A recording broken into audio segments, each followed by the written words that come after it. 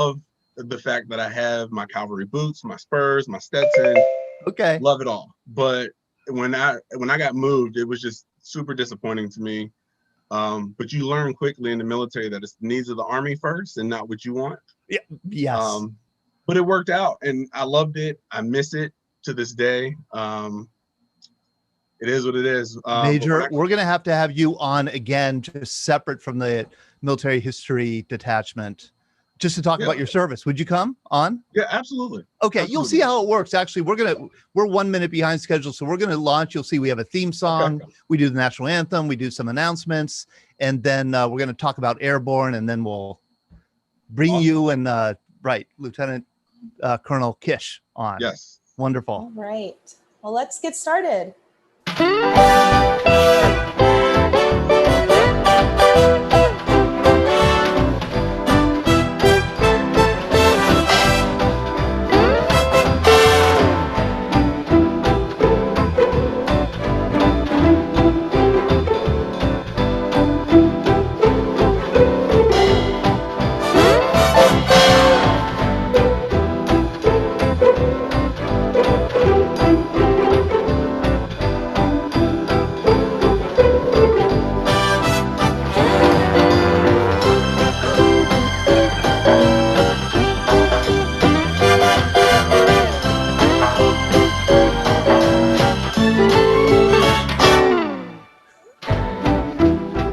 Everybody, welcome. Good to be with you here on this Monday evening, August 17th, for our VBC at Home Live edition. My name is Todd. I'm the director of the Veterans Breakfast Club, and I'll be your host tonight. And tonight we are marking the 80th birthday of the United States Airborne. On August 16th, 1940, 48 members of this crew, of this parachute test platoon, I'm going to show you a picture, for the first time jumped out of a perfectly good airplane. That was the birth of the United States Airborne. And we are going to be marking that history with some veterans who served in the Airborne, who jumped out of those airplanes. I think we're also going to have somebody with us, I hope, who is planning on taking that training. I think he's at Benning now, and he's looking to take that training. So we'll be talking about that. We'll also be talking with Major Dante Payne, who is with us, and also Lieutenant Colonel Bruce Kish, and they are with my new favorite sub-branch of the military, and that is the Military History Detachment of the United States Army. They're the ones who are the historians of the Army, and we want to hear about the work they do and see if they would like to interview any of our veterans. I'm guessing they might. And then finally, we have Nick DeVoe again. He's from St. Lucia, and he's going to share a little bit more, hello, Nick, of his wonderful log project, and also give a little bit of a cool little history story of St. Lucia in World War II. So that's what we're up to tonight. And first, I just want to, as we await people joining us here on Facebook Live and on the Zoom side, I'll go ahead and introduce myself again. I'm Todd DiPastino. I'm the director of the Veterans Breakfast Club, and we are a nonprofit that has been around since 2008, holding veteran storytelling programs where veterans of all eras and ages come to share their stories. We did 75 of these events last year, and now we've turned them all into virtual events. We do these 3 days a week. We do two kind of on Facebook Live, and then one we have a just on the Zoom side on a Friday morning, our VBC coffee hour. And it's wonderful. And I'm just looking out at the crowd here on the Zoom side. And, you know, we have such a great array. We have somebody, you know, people who are still serving. We have a 99-year-old Navy Wave, Julia Parsons, who was part of the team that decoded Enigma in World War II, the German unbreakable military code. We have Rick Weber joining us, I see, who is 101st Airborne. Thank you. This is great. We have a great crew tonight. I'm looking forward to it. And we also have staff members here at the VBC. We have Lauren Del Ritchie. She's our associate director. Hello, Lauren. Hi, good evening, everyone. How you doing? How's your voice? Oh, man, I knew he goes right for it. If it's there, he just doesn't even hesitate. I just, you Hi, know, everyone. He works us to the bone. I can't even talk anymore, but Yeah, it's so good to see you all, and I'm excited for tonight. That's what you get for staying in New Jersey, I think. I haven't left the house in a month, so I don't know what could be happening. But We have Sean. while I have your ear, though, can I tell them about Wednesday night so I don't have to talk again? Is that Sure, okay? go ahead. Yeah. Come back we had our Wednesday agenda, at but you 1 can do what you o'clock. want. That's all I'm going to say. I'll see you then. Yeah, no, Wednesday. Yeah, we do this. Yeah, we do these programs Monday night at 7 and then Wednesday afternoons at 1 p.m. And Wednesday afternoon at 1 p.m. this Wednesday, August 19th, we'll be here, the same Zoom address here.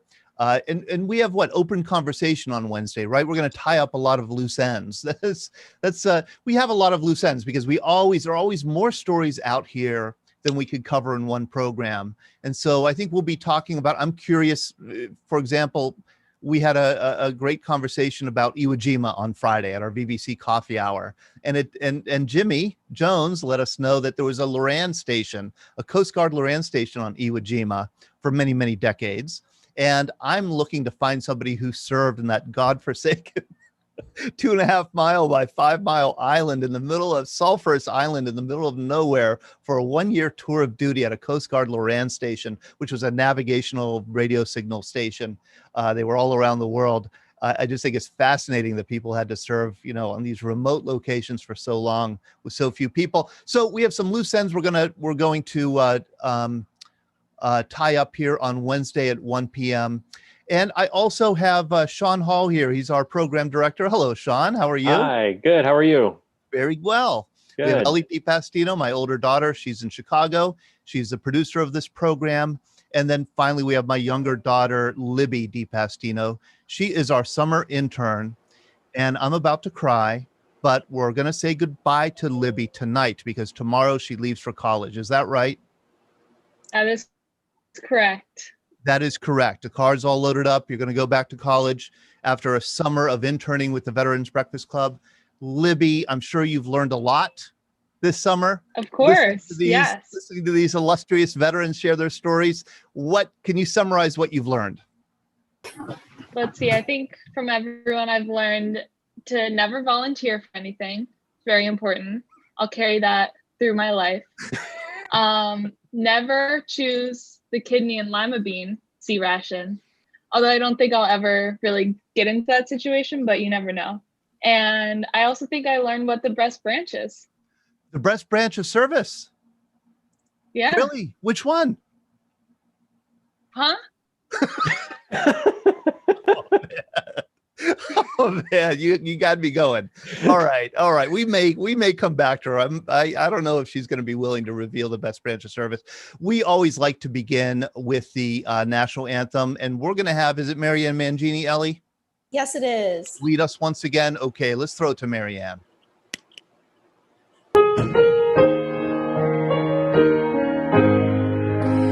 Oh, say, can you see by the dawn's early light what so proudly we hailed at the twilight's last gleaming, whose broad stripes and bright stars through the perilous fight o'er the ramparts we watched were so gallantly streaming, and the rocket's red glare, the booms bursting in air, gave proof through the night that our flag was still there. Oh, say does that star-spangled banner yet wave o'er the land of the free and the home of the brave? Thank you, Marianne Mangini. Well, welcome once again to the VBC at Home Live, Veterans Breakfast Club. I'm Todd DiPastino, and we are marking National Airborne Day because yesterday was the 80th anniversary of our Airborne. And that was the day when this parachute test battalion, the members of this parachute test battalion, jumped out of an airplane at Fort Benning, Columbus, Georgia, and really launched the Airborne. And they were the first ones to get this coveted, jump badge, the parachutist badge here, jump wings, I think they're called, and they haven't changed much since then. Here they are. This is the first test battalion. Can you imagine the courage that it took, in 1940 to jump out of an airplane to test whether this would actually work or not? I mean, I just think it took incredible bravery. And when they first started training, you might be interested to know, I have to give you a little history background here. When they first started training, they didn't start at Fort Benning. They started actually in New York City because of the World's Fair. In 1939, there was a World's Fair, and there was this tower on the left that you see here on the left where people could go and actually fall in a parachute from the tower. And the Army thought this would be a perfect thing to do to test these soldiers before we actually put them in an airplane. So they went and did some jumps from the tower at the World's Fair that was still standing there. And then the Army ordered 4 of them, had them installed at Fort Benning. And my understanding is they're still there, or at least 3 of the 4, maybe, or 2 of the 4 are still there. Three of them are still there. 3 of them are still there, and there it is. They're still being used. Just amazing. The first person to jump out of an airplane with a parachute was this guy on the right, Captain Albert Berry. And this was on March 1st, 1912. He jumped out of this plane. This is the day it was taken on March 1st, 1912 at Jefferson Barracks in Missouri. And he was nuts. I mean, the pilot's name was Tony Janis. He would go on to become the first commercial pilot in history. And they flew up to 1,500 feet. And then Barry jumped out. And he jumped out using a parachute that was stored underneath the plane, and that kind of canister that you see his feet are resting on, that cone, the parachute is actually tucked up in there. And he had to climb out and then sit on a sit on a trapeze. He wasn't harnessed in. He sat on a trapeze and he held the bars, and then he released himself from that cone, from that canister, and he fell. And he fell 500 feet without the parachute opening. And then the parachute finally opened and he landed, and he was cheered and everybody loved it. Here's on that jump. And here's the newspaper account. When the aeronaut landed, the soldiers cheered, and lifting Captain Barry in their arms, half carried him to the office of Colonel Wood, the commanding officer, who congratulated him. Asked if he would attempt it again, Barry said, "Never. I turned 5 somersaults on my way down like a crazy arrow. I was not prepared for the violent sensation that I felt when I broke away from the airplane." So there was a paratrooper with common sense. He tried it once, said, like, I ain't ever doing that again.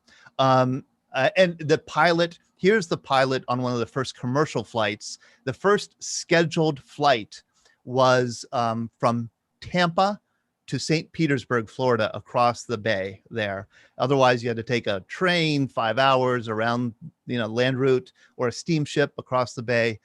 He was offering flights, and that was the first commercial flight in the United States. Interestingly, she was almost the first person to parachute out of an airplane.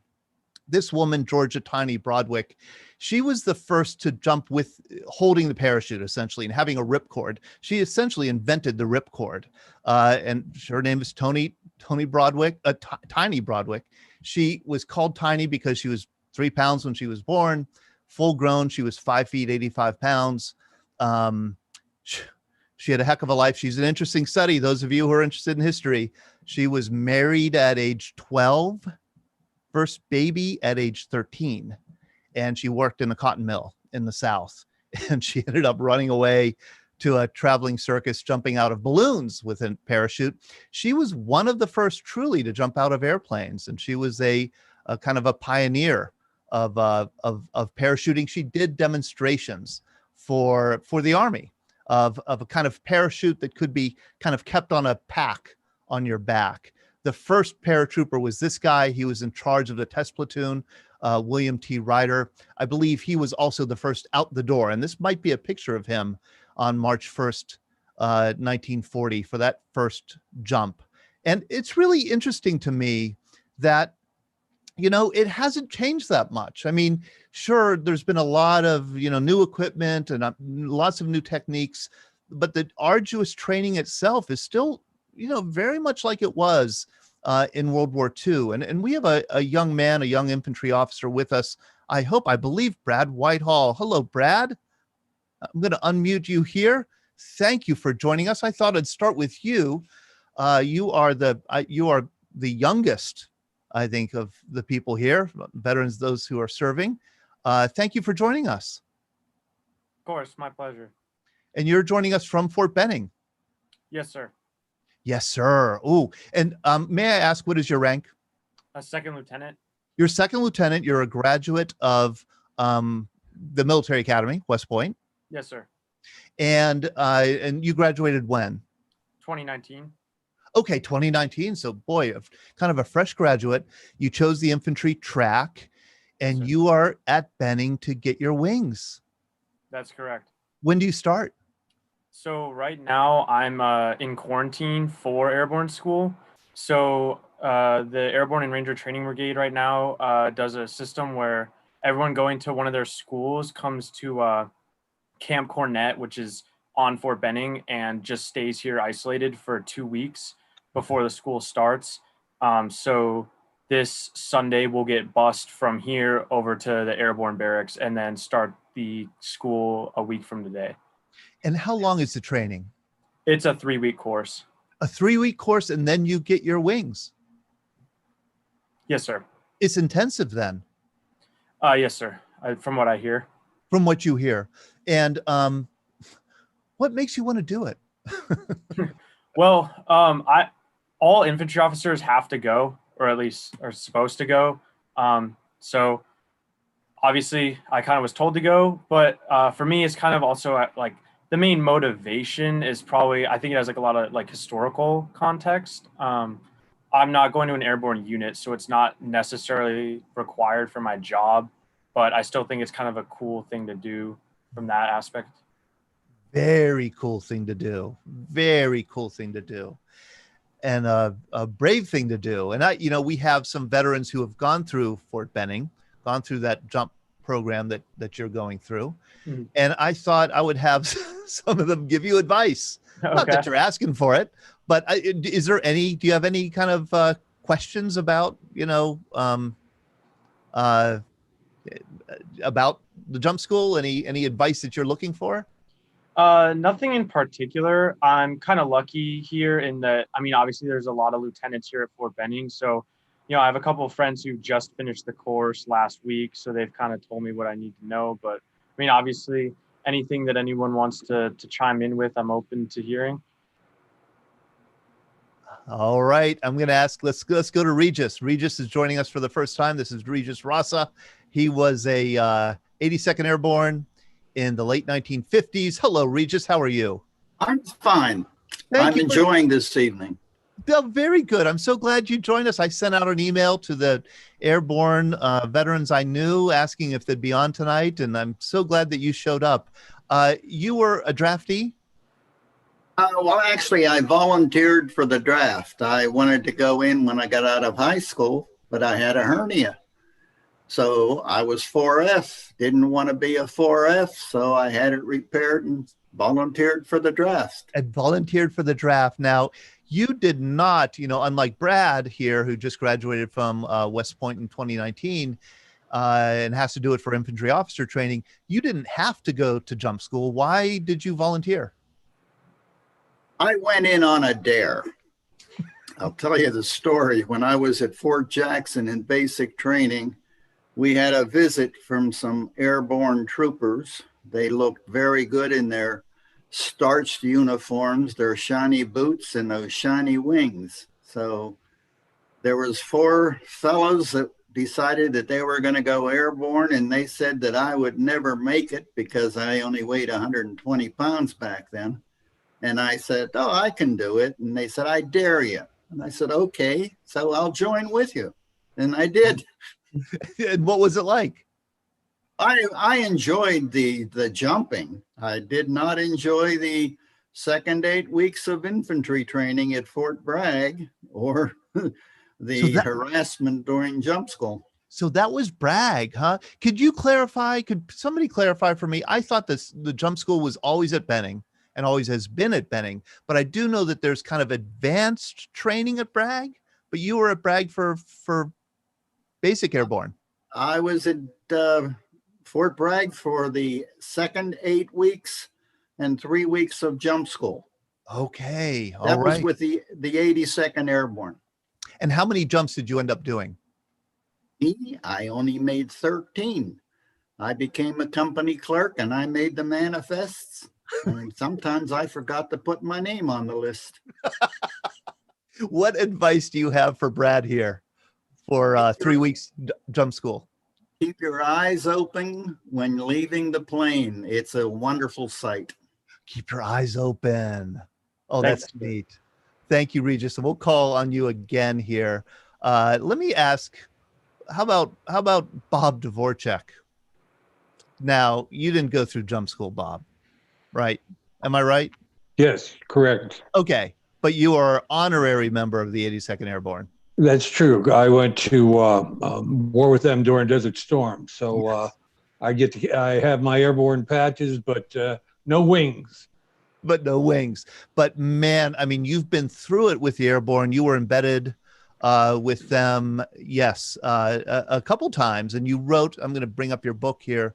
You wrote this wonderful book, The Golden Brigade, which recently came out, about the 82nd Airborne really since World War II. I'm going to show it here. What endears you so much to the 82nd Airborne? Oh, it's hard to explain. There's a connection, a bond that gets formed. People say you can leave the 82nd Airborne, but the 82nd Airborne never leaves you. It's a very tight, all military units are tight. All infantry units are tight, but the Airborne takes it up a notch because of that elite status, trained to be the best soldier that Uncle Sam can manufacture, and then trained to jump out of an airplane as a way to get to the battlefield, sometimes at night, sometimes in all kinds of weather. You were asking, you showed the picture of the test platoon, and the first people to go through jump school. Yes, my Uncle Ed from Uniontown, Pennsylvania. Check the chute on the back and the reserve in front, plastic football helmet. And for all this, you got, he never rode in an airplane, he never landed in an airplane he took off from. He would take off in the airplane, jump out and hit the ground with his weapon, ready to rock and roll, but he never landed in an airplane. That's one of the particulars about being airborne. Now, you ask yourself, why would anybody do this? The Army, when it first came out with this concept, said, okay, we're looking for a specific kind of individual who can run, jump out of an airplane, hit the ground running with just his weapon, his ammo, a little bit of food and some water. What physical qualifications would the Army be looking for? So they put a doctor on the guy's right ear and then put another doctor on the guy's left ear. And if they looked through the ear canal and could see each other, you were potential airborne paratrooper. And hey, you got $50 extra a month. I don't know what the big secret is. And some people would say, yeah, well, they're crazy. And there might be some truth to that. I don't know. They're just motivated, dedicated, first-class individuals. And that's Matt Ridgway. He was the first, he was division commander when 82nd went airborne in 42. Great pictures here. Right. That's the origin of the Brotherhood of the Silk is what they call it. The Brotherhood of the Silk. But chutes aren't made of silk anymore. They're made out of nylon. How great. And of course, in the original configuration, they had a glider regiment, the 325.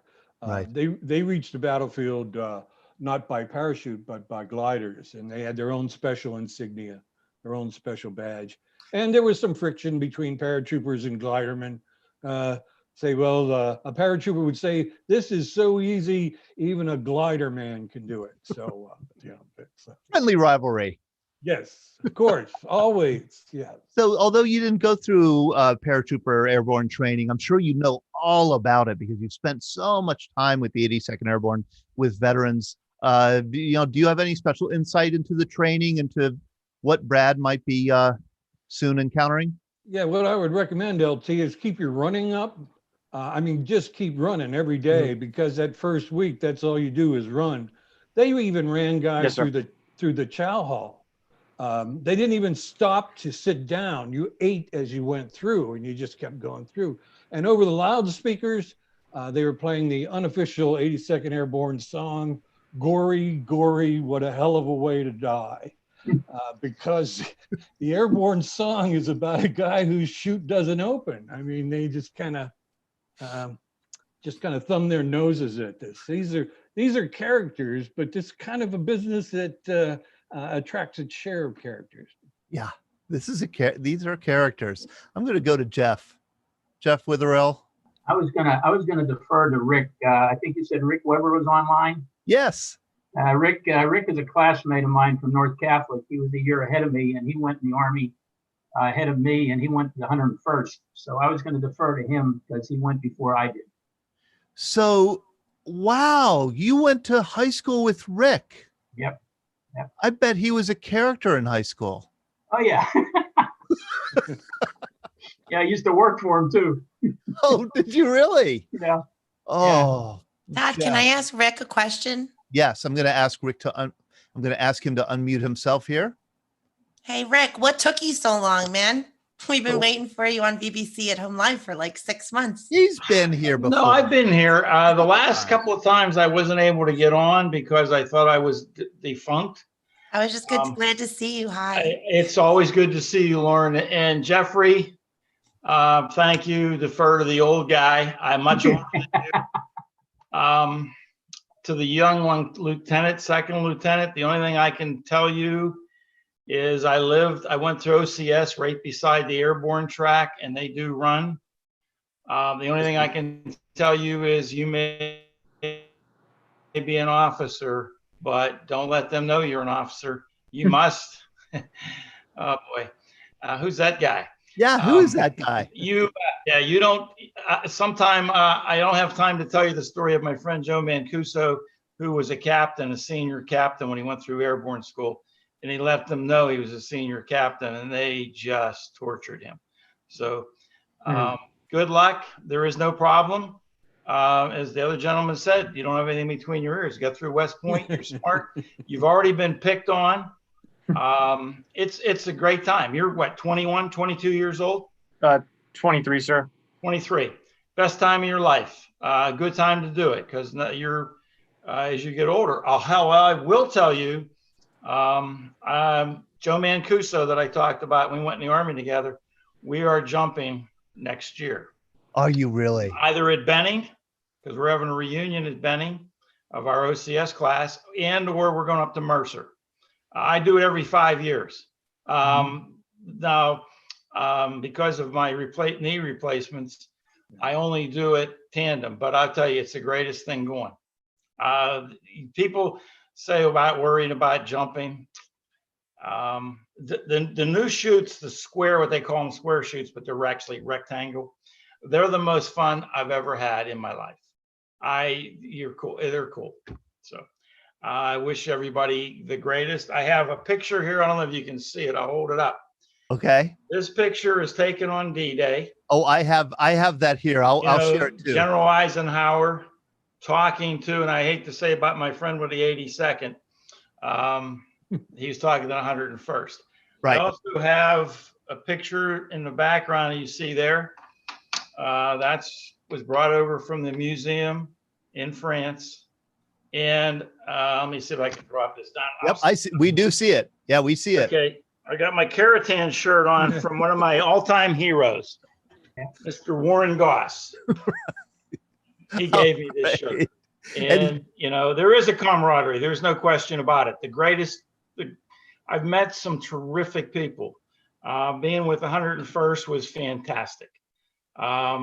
Great officers. The best general I've ever met, General Sidney Berry. He was the superintendent at West Point. He was the youngest 3-star general in the Army at that time. He was going to be terrific. The only other thing I can say is when you're young, enjoy it. It's fun, and you do get a better class of people. I have to say that. Airborne, and I'm going to throw something out here to the Marines. They have spirit de corps. The Marines are always talking about Marine. Well, airborne people, because of the training, I will say this, small unit training in Vietnam was where I learned how to deal with, that's what they teach you, because you're not going in as a big group, as you know, from World War II, they were scattered, and yeah, these guys are nuts. You made $55 a month extra, which was a big money back then. Officers made 110. So there's a reason to go to airborne school. I hope you get to an airborne. Well, you have to be not only jump qualified, you have to be jump unit. But yeah, I used to go to the airborne reunions, and I've met a number of people, as Todd knows. And I have something that eventually, after the pandemic, we're going down to soldiers and sailors. I have a part of a World War II. It's hanging on my wall, and some people have brought it.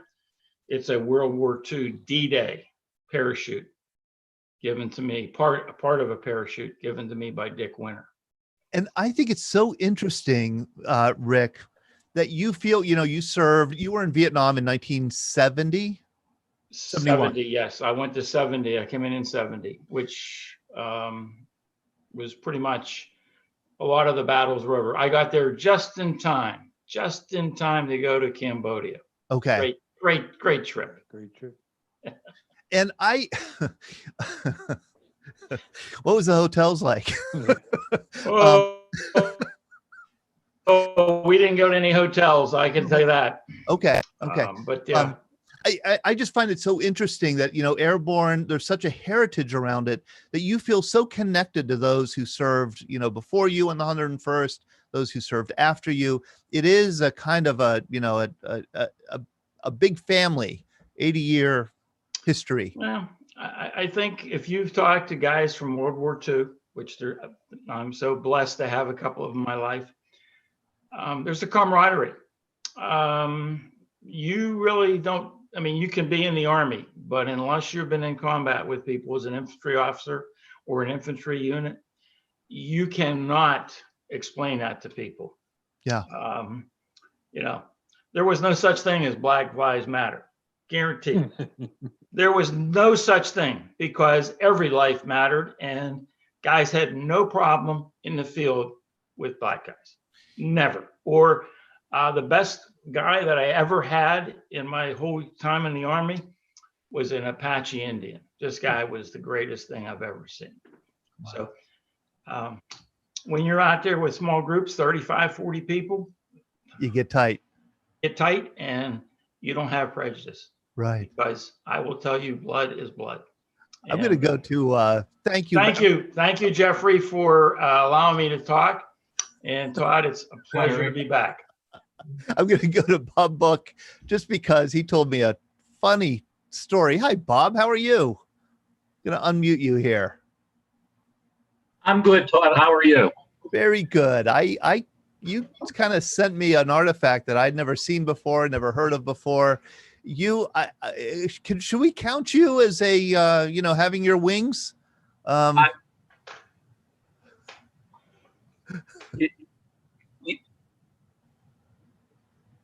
You need to show it to these guys. I'm going to show it right here. Hold on.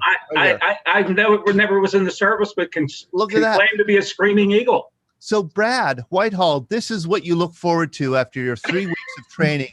You're going to get this cool, nice certificate. You'll be able to put it on your wall. This is what Bob got. In what year, Bob? What year did you do this? Looks like 59. Oh, 59, 1959. So yes, it was 1959. You were 7 years old. Yes. Where did you get this? It was 59. Yes. Where did you tell me the story behind it? Okay. Well, first of all, I'm gonna set this up. My mother attributed my fear of heights to when I was a baby.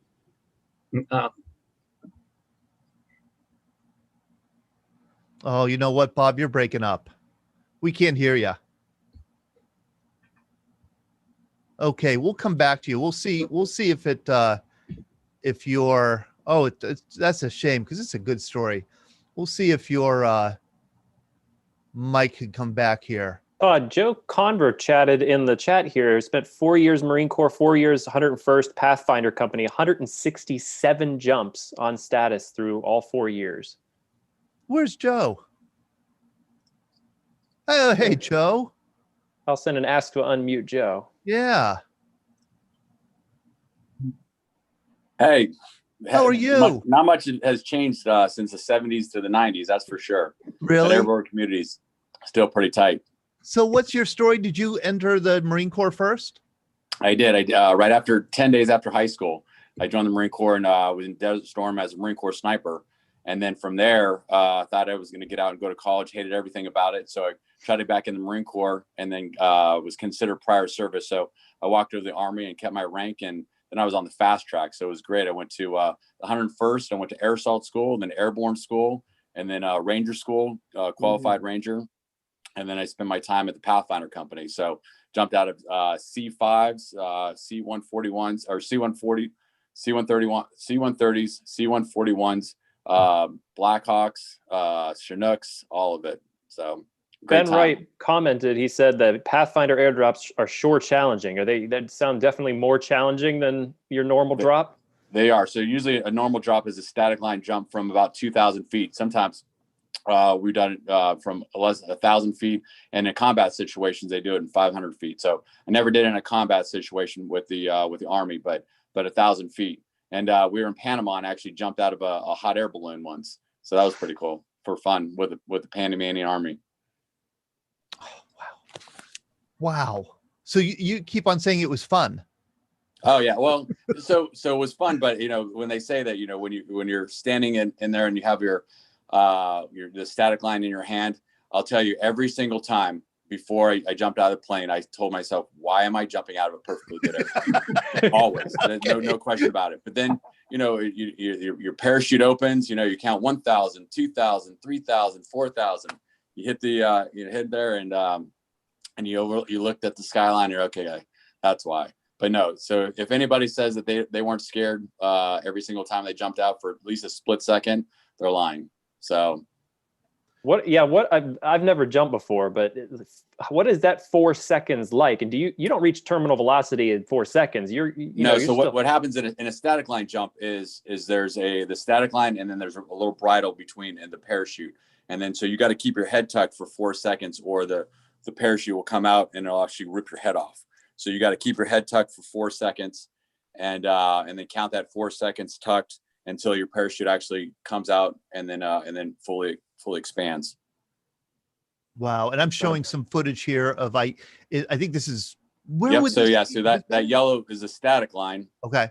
And then that's hooked up when you first come into the airplane. You hook it up to the line. You can see those wires that are coming across.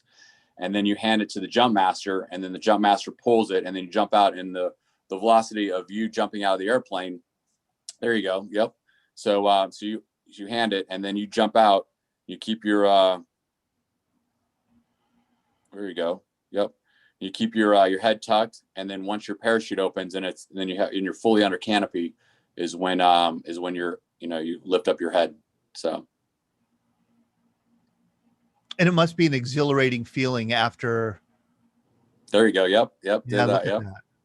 And those are at Fort Campbell, a lot of the so I don't know. So you're talking to the gentleman that's going to jump school. Sometimes, so in on a military base, there's the military base is kind of repurposed for farmland. So a lot of times at Fort Campbell there was cornfields, and so I've jumped into mini cornfields, and and that's always fun when or the jump master misses the drop and you land in the trees. So that's always fun as well.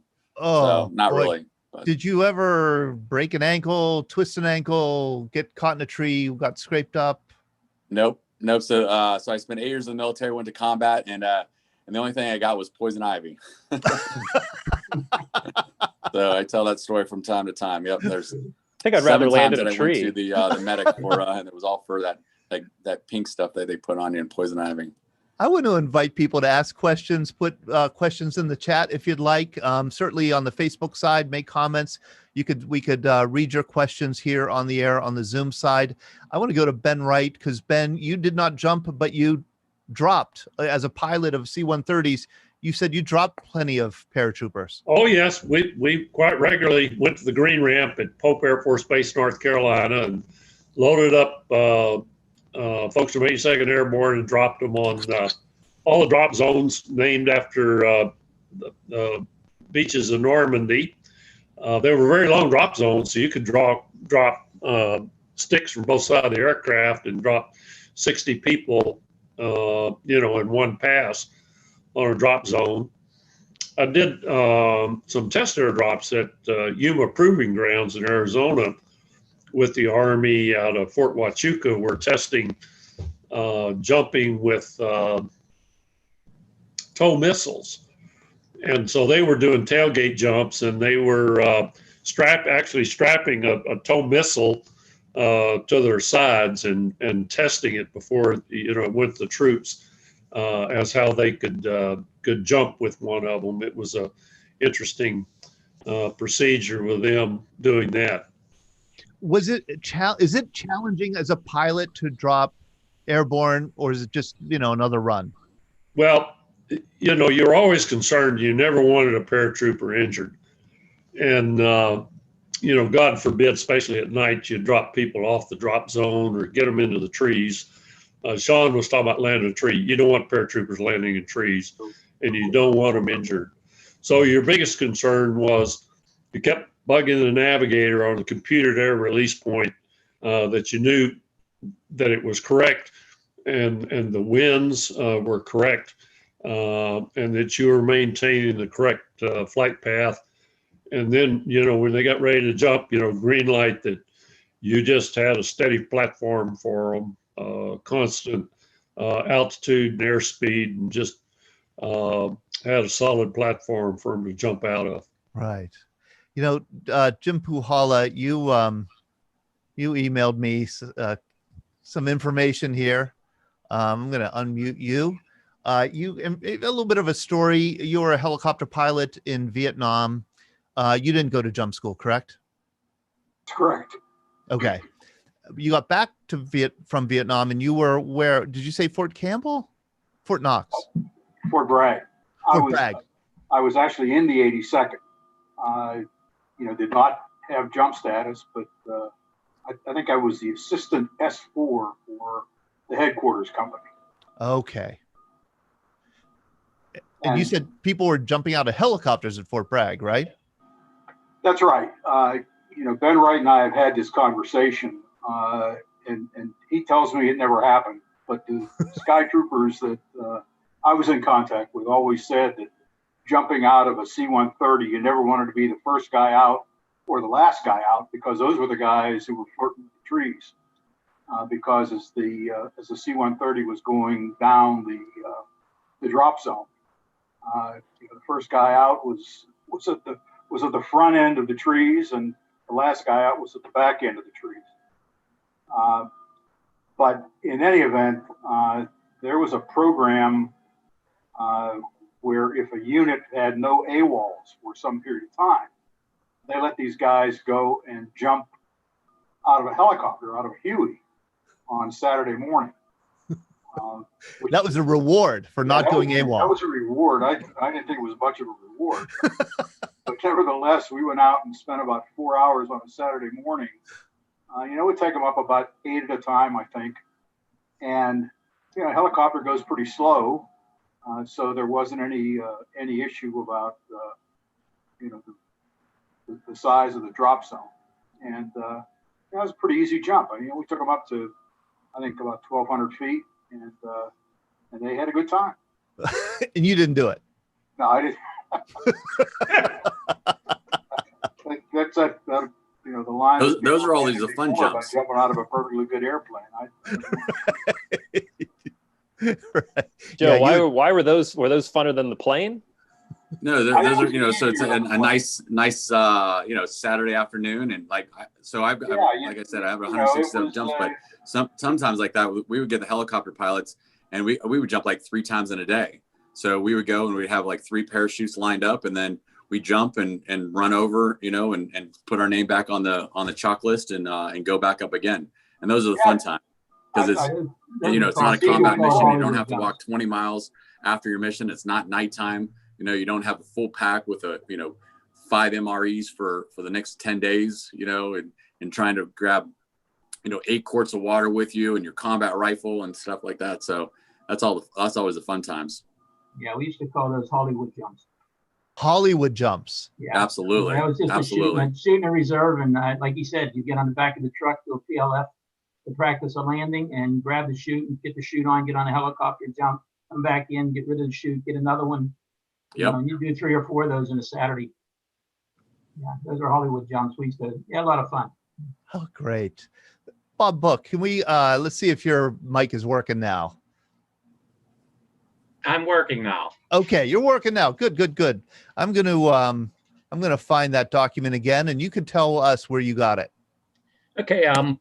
As I started to say, when I was, I attribute my fear of height, my mother did, to the fact that when I was a baby, my father took me and threw me up in the air. And when I was up in the air, my mother saw the look of terror on my face.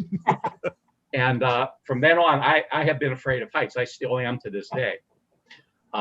So my father took us to South Park, to the county fair. I was 7 years old, and there was this tower, it's a mock tower according to my certificate there, 16 feet high, but that looked like the Empire State Building to me. So these army men, as we call them, took me, and my brother and sister were with me. My older sister and my brother were in front of me, and they put this harness on me, and this thing just hung on me. I was so small. So I walked over there, and as I got over to the base of the tower, I'm looking up, and I start walking up the steps, and I'm watching, and these army men are up on top of the platform, and there was this cable that went from the big tower to a smaller tower that was maybe 50 yards away, and they would hook you up to this, and you would slide down the tower, and then some guys would grab you at the end and disconnect you. So I'm watching this as I'm going up there, and I remember this. Some of these cocky teenagers, they were getting a boot in the ass off of that platform. So when I got up there terrified, the guy took me, he hooked me up, and he very gently let me go. So as I went down the cable, I'm enjoying the ride. I get to the end, and I hit the knot, and it jars me, and I start going back up the cable, and the guy jumped up to grab me, and he missed me. So I came back down, and then he took me down, and here I am in my harness walking over to this table, and there was a guy with a typewriter there, and he typed my name on the certificate. So I guess I'm a member of the Airborne. Oh, thank you, Bob. Oh, this is so great. Can I tell another story real quick about parachute packing? Very quickly, if you can. Yeah, thank you. during my former job, we were given quality training. So a story that was told to us was during World War II, the British were having problems with people packing parachutes. These guys were going up in training and jumping out of the planes. The chutes weren't opening. So the commanding officer came in one day and said, okay, everybody pack a chute and come with me. That solved the problem of the chutes not opening. Yeah, I was going to say I bet you all the guys that are airborne qualified here can say the same thing. If I had to jump tomorrow with a airborne rigger parachute, I could do it tomorrow. No problem. Because the way the riggers work, and they're at Fort Bragg and these other places, they pack the chutes. And those guys know right off that if any one of the NCOICs come along, they can grab a chute and say, you're jumping, here's the chute, go. They don't know which chute they're getting. They're in the stack on the shelf. And they have to go out and jump the chute. So they have no idea what chute they're getting. Regis, did you want to add something to that? Yes. Any rigger that I met, I would always buy them a beer. And I said, thank you. Fortunately, I was in Florida for 17 years and I joined an airborne club, the North Central Florida All Airborne chapter of the 82nd Airborne Association. And we had people from all walks of life that were paratroopers at one time in their life, special forces, 187th. I even met a few from the 11th Airborne Division, and that's what I was with for 18 months in Germany. So I was only with the 82nd for my second 8 weeks and jump school. And then they shipped me to Germany with the 11th right away. But I ran into a few riggers over there too. And again, I bought them a beer because they saved my life many, many times. The chute opened. That is so great. These stories are so wonderful. And I knew that we would have so many that, it would be hard to get through them all. I know that we're going to carry it over to Wednesday and to future programs. I want to take a break here and introduce Ben Meyer. Because Ben is, well, he's not an airborne. He's an important guy to the Veterans Breakfast Club. Because Ben, you're a guinea pig. Well, you kind of like is like airborne in the sense that you're a guinea pig. Right. You're our very first sponsor of one of these events. Absolutely, yeah. This is going to be fun. What happened is Ben is has this company, Oasis Senior Advisors. And you originally made an appointment to, scheduled. We scheduled you to sponsor a breakfast, I think, sometime this spring, and we got in touch with you, or you got in touch with us, and we said, like, we begged you, hey, maybe you could, maybe you could sponsor like one of our virtual events, and you went for it. Mm-hmm. Thank you. Absolutely, yeah. I appreciate everybody's time. Yeah, I definitely have a love for the military. I unfortunately have a medical condition that allowed me to not participate. So, but I have this company now. It's called Oasis Senior Advisors, and we're a free service for seniors and families when they're looking to find the next step in their life, when they're looking to transition to maybe an independent living, an assisted living type, or maybe a secure dementia community. So we have partnerships with all the communities in the area, and so the communities are the ones that actually pay us. So when working with seniors and families, we will never send anybody a bill. That's the nice thing about our services, is that you guys can talk to us and call me up anytime. We can have a conversation, and you won't ever get worried about running a bill up or anything like that. So just here to be a resource for you and anybody that you know that is out there. The biggest part of my business is that people just aren't aware that there's free services out there for them to help them with anything. So whether that be if you need guidance on an attorney, maybe somebody to help you move, some in-home care, if you guys are looking for some resources for somebody to come in the home, can definitely get you guided down the right path there with things you're looking for. So I tell people all the time, I just want to work to get you towards the most desired outcome. Whatever that outcome is, that's what we're here to do. So I know when working with a lot of families, I've met with a lot of families over the past months since I started this up, that they tell me, I wish I would have known somebody about known you when I was going through this with my parents or going through this with my loved one or friends. So Right. just trying to get the word out there and let people know I'm here to help. So I come to you wherever you're at. I live just west of Bridgeville, so very local to the area, to the Pittsburgh area, and here to just help you out and answer any questions that I can for you. And Ben, what's the last 4 digits of your phone number? What's that? What's the last 4 digits of your phone number? 5877. Sorry? Again? 5877. Francis, he's going to put it in the chat so you could read it here in the chat.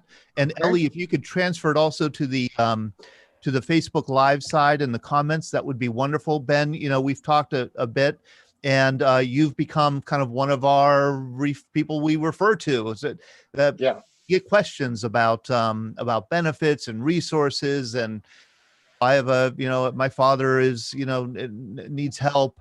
Where can he go? And you're one of the people that we send people to, because you do have the answers, and if you don't know the answer, you're going to find it out very quickly. Your specialty is, I was going to say your specialty is really helping people to transition into new living arrangements, but Right. you do also advise on a whole host of Right. When I was on the call, I can't remember if it was last week or the week before, when you had all the panel of Veteran Affairs and all their organizations on, somebody asked, where do we start? Well, right. When it comes to like questions about senior resources and like what's available out there to help you, and you want to know just where to start, just give me a call. I mean, that's what I'm here for.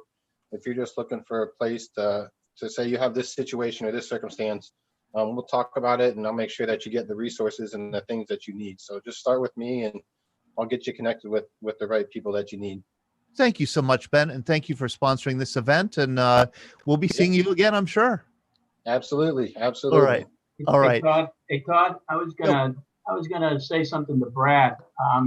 Now he's an officer, and he's heard from all his buddies, and he's going to be doing a lot of running, a lot of push-ups, and a lot of pull-ups. But the people that are really worthwhile at the jump school, and just like any other Army school, are the Black Hats. The Black Hats are really, really squared away NCOs. They're the trainers, and they're tough, but everything they do in jump school is for safety. They want to make you survive, and so you react quickly. So it becomes innate. I could jump tomorrow. I mean, I haven't done it since '80, but I could jump tomorrow. But it's like riding a bike. But the Black Hats, I mean, they're so professional and so tough, but they have a heck of a sense of humor. And Brad, you're going to get across this as an officer, because when I went there, I was in the 82nd Airborne, and I didn't have the wings yet. So here I am going to jump school, and they're saying, "Oh, sir, you're an 82nd Airborne guy, but you don't have any wings. Give me 20. Get on down." And just constantly like that. "Oh, you're the guy that doesn't have the wings, but you got the patch." You just took all this harassment. I took this for 3 weeks. And one other thing you got to remember is make sure you put your straps across your junk properly, because they have some of those swing landing trainers down there, and I'll tell you, you got the straps wrong, it's going to be a long day for you. They have the swing landing agony, which they put you in this harness and they take you off of a platform and you swing. And the whole idea is to learn how to swing into the ground. And you don't know when they're going to drop you, but it's so tough on you because you're not moving to the ground, you're swinging. And that's not like a parachute, where the parachute keeps moving to the ground. This thing here, and it's called the swing landing agony, because you're just up in this harness and then they finally drop you and let you hit the ground. But it was really funny. I mean, because these guys, I can just see these Black Hats after work, going to the bar and say, "You should have seen this lieutenant today, guys." And they probably just ribbed across everybody. Thank you, Jeff. This is great. Jeff, we want to have you talk more about your airborne experiences. 46, you said, heavy equipment jumps? 41 heavy equipment jumps. 41 heavy equipment jumps. I want to hear more about that. But I do want to introduce a guest here who joining us for the first time. This is Major Dante Payne. Major Payne, how are you? Good to see you. I'm going to spotlight you and ask you to unmute if you can. And I'm good. You've been in the Army for 16 and a half years. Yes. And you've done many different kinds of things. And I believe that what you're doing now is the best and most important thing you've ever done. because you are now commander of a military history detachment. And, I'm a historian. So I think what you guys are doing is so important. The United States Army has these military history detachments. You're the commander of one. Is Lieutenant Bruce Kish with us here? He's at AT annual training currently, so he had to drop off. So it's Okay. me and Major Schufert's here as well. Major Schufert is here. Where's Major Schufert? I'm right here, sir. Okay, you're on the phone, I guess, huh? Yes, sir. Oh, right. Oh boy, I love the yes sirs. Man, so tell me what you guys do. I'm so intrigued by your mission. I think it's so important. So our mission is to essentially collect like all the raw data that we produce in the military. So that could be collected through like oral interviews with veterans, such as a lot of the people in this room, copies of documents, CONOPS, op orders, photos, videos, anything that we can collect from a unit to basically turn over to a historian like you, Todd, because historians are the ones who write the history. We just collect the materials that you need in order to write that history. Right. So essentially that's what we do. And from what we collect, eventually what's produced is our history books. We create doctrine that we use to figure out how we fight. TTPs and lessons learned, things of that nature, all come from what we collect in the field when we're embedded in a unit. Yes. Lessons learned is so important to the Army, especially. And I think that's a major part of your mission, is to document the operations and the experiences of various Army units. I'm sharing a photo of, I believe it's the 326th, Major Troy Schufert. I believe this is your detachment, the 326th Military History Detachment, doing their work. I think it's so cool. Right. It's so cool. Yeah. And then Major Payne, this is your detachment. This is what they're doing now. They're actually documenting COVID-19. As of right now, these are 4 of my soldiers. Well, not all of them were pictured, but 4 of my soldiers are currently forward collecting information on the pandemic right now and how we're responding to that pandemic. So eventually, the way I look at it is hopefully they're going to provide information that'll help us defeat a pandemic in the future. Yeah. Yeah, exactly. How to meet the crisis, how to respond. I just think it's so interesting.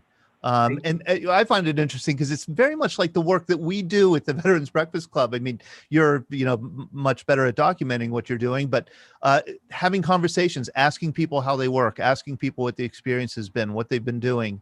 And I just imagine, I would just find it a fascinating job. Major Schufert, is there anything that you would want to add here? No, sir. Major Payne's handling it just fine. Thank you. You're just going to let him do it, huh? That's right. I'm just sitting back and listening. Well, in his defense, we were on a briefing earlier with our colonel, and he led that discussion. So it's my time. Very good. Yeah, I'm pretty burned out right now. Okay, you're burned out right now. Is there, a call to action, or is there something that members of the Veterans Breakfast Club could do to kind of help support what you do? I know that you and I have talked about, getting in touch with veterans of different eras. I think I might even put you in touch with Julia Parsons, who's here with us tonight. You gave me a pretty long list of veterans, and I really appreciate that. We'll definitely be reaching out to those individuals during our annual training period next month. But honestly, you said a while ago, it is interesting, honestly. Despite being in the military myself for 16 years, I love listening to veterans talk about their stories. Like I enjoyed all of this tonight, just listening. I've never been to airborne school, unfortunately. I'm a dirty, nasty leg, and I kind of hate that fact, but I missed that opportunity. But it's a great job to be in. I didn't know MHDs existed until about 1.5 years ago, right before I, joined one. And I don't see myself leaving one anytime soon. You know how long they've existed? Not exactly, but honestly, before MHD was an actual like term, there were historians out there. There were individuals collecting the information, the raw information that we use, and that we've all studied in, in grade school and history classes. So I don't know exactly when they started, but it's something I guess I'd need to figure out, being a military historian myself. Yeah, it was really in World War II. There were scattered recorders of the history ongoing during the war, and it was very decentralized. After the war, there became an office of the Army historian that kind of started all these projects, and it just has grown over time. And it's the work that you do is really great. I mean, as a historian, I have consulted a lot of the things that detachments like you have collected over the years, and there's nothing like it, because you're getting people right on the spot. I mean, for example, with COVID-19, you're interviewing people now. Yep. About what they're doing, not 10 years from now or 20 years from now when memory can be hazy. You're actually kind of in real time documenting what they're doing, and it's just a wonderful thing. I agree, and we're there in combat as well. We're usually attached to a much bigger unit, and we go out on different missions. We collect like I said earlier, the op orders and things of that nature as part of the historical documentation. We interview individuals, from the top to the bottom, the lowest level of soldier to general officers, just to get everyone's perspective. It's right. A lot of times everybody want to know what the commander was thinking and what his plan was, but there are a bunch of people that work for him that helped him develop that plan. So we need to interview those individuals as well. Isn't that great? Well, thank you so much for coming on, Major Dante Payne, Major Troy Schufert, with the 315th and 326th Military History Detachments, respectively. I hope you'll both join us to talk more about your service, your Army career, and we'd love to have you anytime. And I'm just going to take the liberty and put you on our email list, and so you'll know when our programs are. Awesome. I appreciate it. Thank you. That's great. Yeah, really, really appreciate that, sir. Thank you very much. Wonderful having you. Thanks for coming on. I want to highlight Nick DeVoe here. He is beaming in all the way from St. Lucia. Nick, how are you? Todd, can you hear me? I can hear you. How are you doing? Sorry. Can you guys hear me? Yep, we can hear you. How are you? I'm really good. Thank you so much again for having me. And it's been fascinating listening to all these testimonies tonight. Absolutely amazing. I'm going to share a photo of where you are right now. It's a little more cloudy though.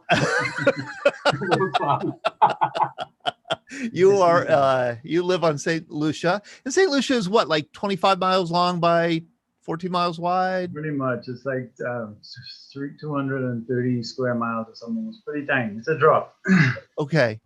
And you have this fascinating project that's really built around your father's logbook. And here's a picture of the logbook. He was a pilot, RAF pilot in World War II.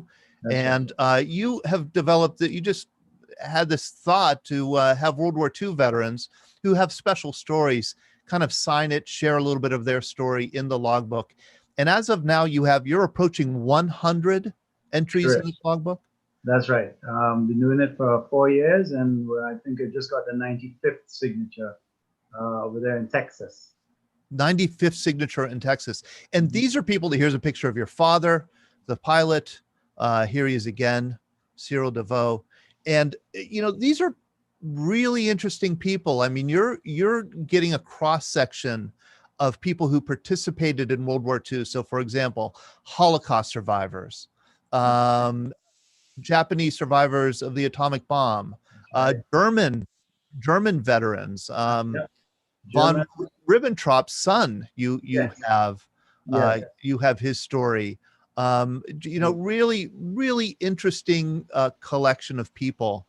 And I want to have you, as time allows you to come on our program and share some of these stories because they're so interesting. But I thought one thing that you might share with us tonight is not so much a story of your logbook, but of St. Lucia in World War II. Because here it is. Here's a map of the Caribbean. St. Lucia is right here in that red circle. Would that be called the Lesser Antilles? Yes. Okay. Yes, the tiny little ones down there. So it's one of the Lesser Antilles. And about 25 miles north of you is Martinique? Just about. So you can see how close it is there. And well, just before I get into that story, and I'll do this quickly because I know we're pressed for time, but I did want to say that for tonight, Mr. Guy Whidden, I hope I'm pronouncing his name correctly. He was with the 502nd Parachute Infantry Regiment, 101st Airborne, and he is a signatory to the logbook last year. He's got a fascinating profile, and he's well documented online. You can Google him and look him up. But just thought I would throw that in there, sticking with the theme. No, absolutely. And Nick, you are going to publish this book, right? I really hope to at some point. The problem, as I was telling you earlier today, Todd, is, I want to wrap this up, and then I get into forums like this, and and then you just think, my goodness, how can I do that? There's still so many incredible stories out there. Yes, Bob Dvorak.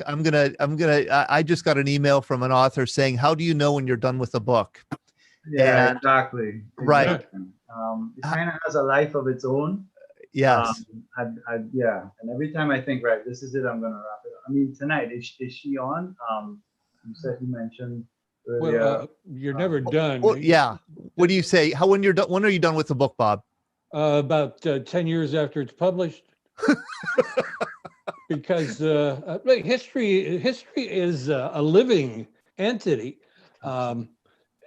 After you publish a book, you'll hear from people who say, "Oh, I was in that particular engagement, and I knew the guy you were talking about," and he would add, some insight. So I could have researched that Golden Brigade book for the next 20 years and not be done with it. But you didn't. Yeah, but right. You didn't. At some point, you decided to publish it. And somebody asked me, "When do you step away?" And right. I said, "It's when you get sick of it." Well, kind of. Just like, I don't want to deal with this anymore.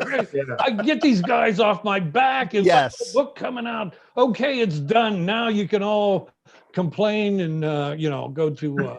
That's why everyone needs an editor to give them a deadline, or a get wife. It done, or you don't want it in your life anymore, or a wife, exactly, or spouse. I'll say.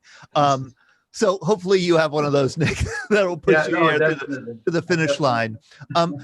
But I want to go back to St. Lucia because there is this interesting story connected with St. Lucia in World War II. You can see how close St. Lucia is to Martinique, and Martinique was French. So Martinique and Guadeloupe, two completely French territories up to today, still completely French. A phone call from Martinique into France is a local call. So you can imagine, as soon as France fell to Germany, that overnight became Vichy territory. And so here we are, all the way in the Caribbean. And I mean, you can see Castries there in the north of St. Lucia, where I live. And from there, on a sunny day, we have easy sight of the south coast of Martinique. And so, yeah, there you go. And so overnight, we were on Hitler's doorstep, so to speak. And the German submarines were making a mess of transshipments through, coming up from the south, from Curacao, where there was an oil refinery. And of course, that was desperately needed commodity over in England. And of course, the Germans knew this. And so it was the early part of late 41 into 42 and a bit of 43. It was carnage. And it's a story that's just not told and not known. There's thousands of deaths. And the particular story that I wanted to highlight tonight was that of the USS Blakely, which was a ship that was one of the patrol boats that the American Navy had in the area. Of course, there was an exchange in the early part before Pearl Harbor. There was an exchange of bases, the ships between the English and the Americans. And so there was a series of bases built from Trinidad, St. Lucia. I think Puerto Rico would have been part of that defense zone. And this ship was torpedoed just a couple of miles off of Martinique, and the whole bow was blown off. And I think there were 6 servicemen that were killed instantly. But it managed to hobble back over to Martinique. They had some repairs there, and then they sailed over to St. Lucia and eventually made it up back to the US and was refitted with the bow from a sister ship and did serve out the rest of the war. And so I've been trying to find anybody who's still alive maybe, or has a close tie with that ship, because just it would make for a great link into the logbook. I'd love to get a signature if there's anybody out there. And there's other spin-offs from this story as well, which I won't get into now, but that relate to other torpedo incidents that I am also currently researching. So this is the USS Blakely, destroyer, DD-150. It was a World War I vintage destroyer, actually, that was kind of fitted out for World War II. Had its bow blown off by a torpedo. What I understand is, how was it fixed in Martinique if Martinique was enemy? Yeah, so it was I'm still gathering information on that whole, how that relationship played out. Like I was telling you, there were some ships of the French fleet that were holed up in Fort-de-France, is the capital, which of course the Allies did not want falling into German hands. So they said, all right, as long as you stay put, we will not interfere. And they did. The French, I think, had 1 aircraft carrier that was stationed there the whole time. So yeah, but it was this sort of weird arrangement. You're right. How is it that they were able to go in there and execute repairs on the ship? That in itself might be another story. But so I'm not exactly sure. So I'll put up the call out there, and Ellie, if you would put it in the chat and on the Facebook Live side especially, and maybe we'll make a special post on Facebook, Nick, to kind of request that anybody who knows anybody who might have served on the USS Blakely DD-150 get in touch with us so we can put them in touch with you, and you could interview them and have them sign the logbook. And I want to see if Julia Parsons is still with us. I'm not sure if she is. I'm looking around. I don't see Julia. So She's with us. Oh, there she is. Yeah, hello, Julia. Wonderful. How are you? Okay, let's unmute you here. Hi, Julia. You've got to click something on your screen to unmute yourself. We can't hear you yet. This is Julia. Hi, Julia. How are you? Hi, I'm fine. Fine. How are you? In case I'm doing very well. In case people who here who don't know who you were a Navy wave in World War II. You worked in the Shark Division, the Naval Communication Annex, helping to decode Enigma, the German military code. You are 99 years old, and you're a real hero to a lot of people. You were just profiled actually on CNN, and so many people have kind of sent that link to me. We want to get you on record here as agreeing to sign Nick DeVoe's logbook. If he sent it to you, you will sign it? I certainly will. I'd be honored to. Could we get you to commit to signing it on VBC at Home Live so we could actually get it on, talk about it and have you sign it on the air like what we're doing now? Yes, that would be fun. That's great. Oh, You're fun, Thank Julia. you so much. Thank you, Julia. That's terrific. Thank you. My pleasure. My pleasure. It's nice to meet you. Yes, so that is Nick. This is Julia. You guys emailed back and forth with each other. This is so great. So she'll be added to your logbook. I think that's a wonderful thing. And Nick, we'll talk about it, arranging it so that Julia gets it and can sign it. And is it wonderful living on St. Lucia? Hey, Todd. Yeah. Last November, my wife and I went on the Caribbean. We went to 12 islands. And I will say, St. Lucia was our favorite. Really? So you want to ask him when he has his book done? I don't think he's working really hard if he's down on St. Lucia. It is a great island. So if he wants me to sign, I'll come down, but he's gonna And Ben Wright's going to have to get the plane. I know a number of guys will jump onto St. Lucia. The beaches are Yeah. unbelievable. Yeah. Yeah. Well, you know, the Veterans Breakfast Club, we're taking a week off of these VBC at home events at the last week of August. We're not going to have events. That means that, you know, the last Monday and Wednesday and Friday of August. And, you know, should we go to St. Lucia for that week, guys? Oh, Yes, definitely. definitely. Yeah, Nick, can you have room for 50 Thanks for footing guys? the bill. Absolutely. I'll sleep on the beach. Lots of room. There's a lot of huts you can drink on the beach and just sleep on the beach. You're right. In fact, all the hotels are empty now because There we go. COVID is, yeah. So come on down. Nick, I had one quick question about the logbook. Sure. So if you're thinking about turning this into a book, are you thinking about writing it out, or are you thinking about like having a full reprint of the book as it stands now? No, it would be a written book. I would write it. I mean, I'm really open to all different sort of, but I mean, and I'm sort of chronicling it as I go along, because there's two things that are happening simultaneously. There are the amazing profiles of persons like Mrs. Parsons there. And then there's the story of the book itself and the people that I've met along the way. And I mean, some of those stories are, you know, that in itself is a different book. And the experiences that some of those folks are going through.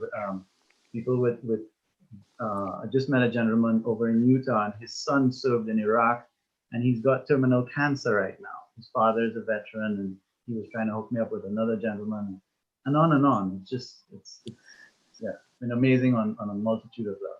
Yeah, it's kind of the relationships that you form in a project like this. Absolutely. It's so terrific. And I could imagine, I'm imagining the book design. I think it would be a book designer's dream to have like a, you know, an artifact like yours incorporated into a book. But before we sign off, we have not talked about one of the distinctive features of being in the Airborne, being a paratrooper.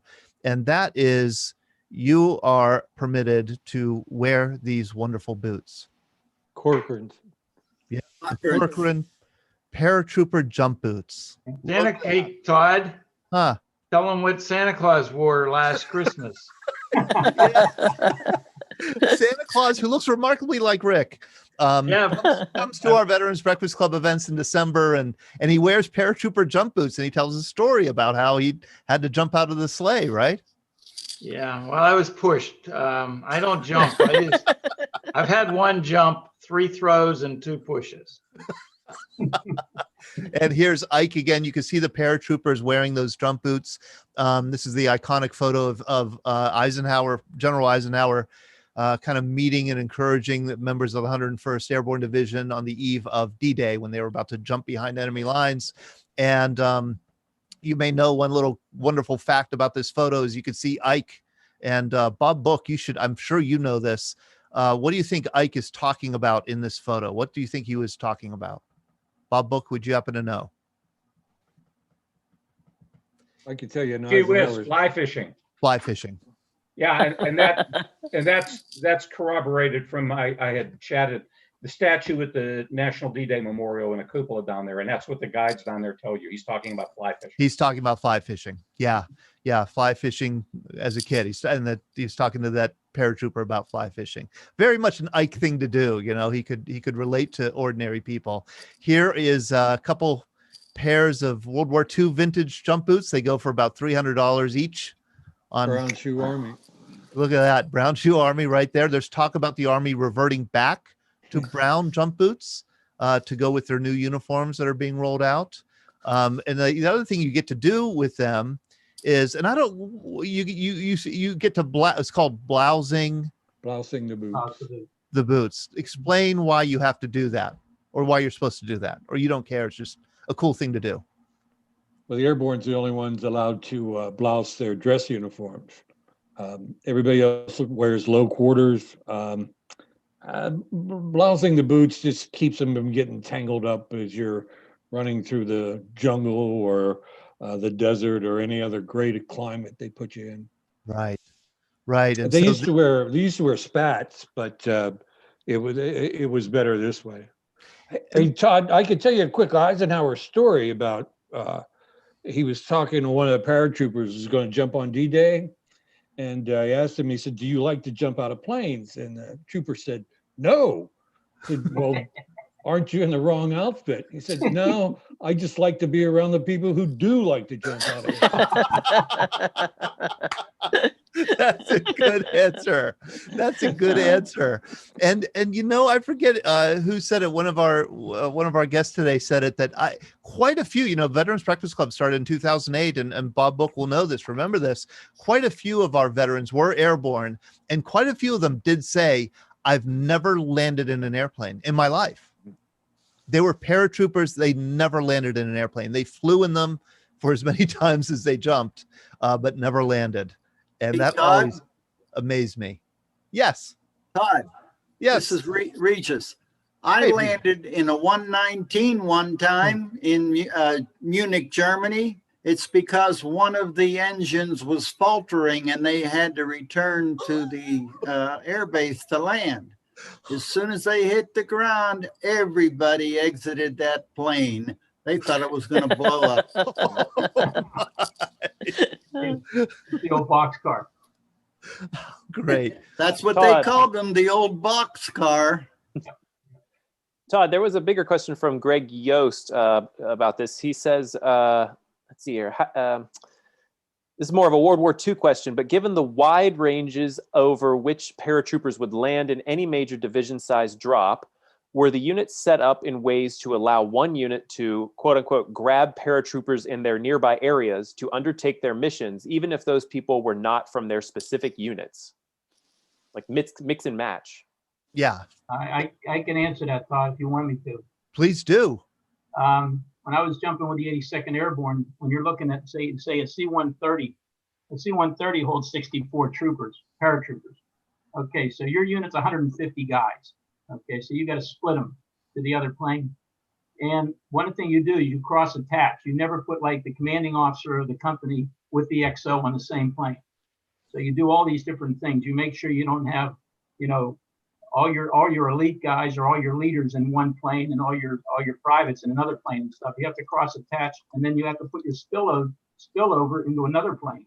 So when you're doing a night drop, it'll take you a couple hours to get everybody together on the drop zone. And if you don't naturally go to your unit or something, you're going with the first unit that comes along and grab on until you can get it all sorted out. But the night drop, it's always a night drop because that's the safest way to hit the ground. And it's very confusing. It's totally confusing out there. So that's why you always end up with somebody else. I mean, You really do. Okay, so it's a given that you're going to be. Yeah, you're going to be scattered all over the place, and just like Ben talked about, they try to get you on the drop zone, but I've dropped in places where you're all over the place. I mean, you're spread across a whole bunch of areas, and you end up just getting your guys together and getting groups together. That's all you try to do is get another group. Isn't that amazing, Greg? Does that answer your question? There's a term called LGOP, little groups of paratroopers.